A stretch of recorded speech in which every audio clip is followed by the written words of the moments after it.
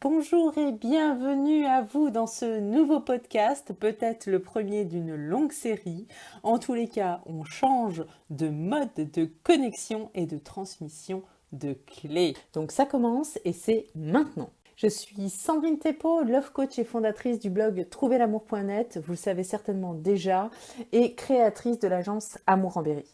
Aujourd'hui, donc, nous allons parler de toutes ces personnes qui vous disent, qui me disent, qui nous disent « J'attire toujours le même type d'homme ou de femme, j'en ai marre ».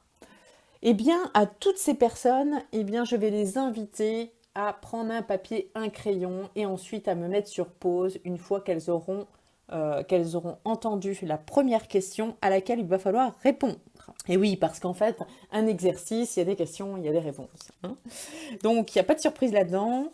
Moi, ce que j'aimerais comprendre et vous faire comprendre, c'est déjà que pour pouvoir attirer la bonne personne, il faut savoir qui on a envie de rencontrer. Et là, vous allez me dire, oh ben pour moi, c'est facile. Eh bien, écoutez, c'est parfait, puisque la question est,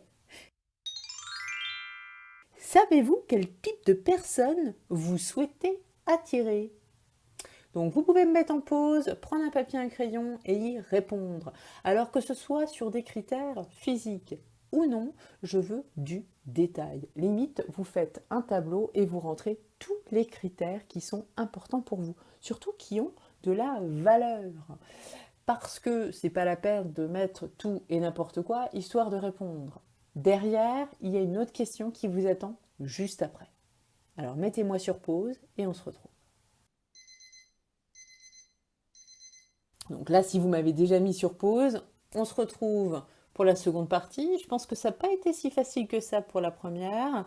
Donc, on va y arriver. Pour ceux qui, par exemple, ne savaient pas en fait quoi répondre, eh bien, je leur dirais de prendre le temps de la réflexion et ensuite de faire l'exercice. Si vous ne prenez pas ce temps nécessaire, vous ne le prendrez jamais non plus pour rencontrer la bonne personne et vous serez toujours dans le même cercle vicieux qui vous fera rencontrer des personnes qui ne vous correspondent pas. En revanche, pour ceux qui m'ont dit oui, je sais et qui ont pris le temps de faire ce fameux tableau et de noter toutes les valeurs, tous les critères qui sont importants pour eux, eh bien maintenant, je vais leur demander, en face de chacun de ces critères, eh bien de vous demander, de le noter, bien sûr, c'est pas qu'une simple réflexion, mais pourquoi cela a de la valeur pour vous et surtout, qu'est-ce que cela vous apporte ? Qu'est-ce que cela vous apporte dans la relation ? Là, c'est un petit peu plus croustillant, il y a un peu plus de choses à noter. Je pense que là, il va vous falloir un peu plus de réflexion. Vous mettez sur pause, on se retrouve tout à l'heure. Et bien maintenant, si vous avez remis play, je vous dis d'ores et déjà bravo. Félicitations même d'avoir répondu à ces deux questions.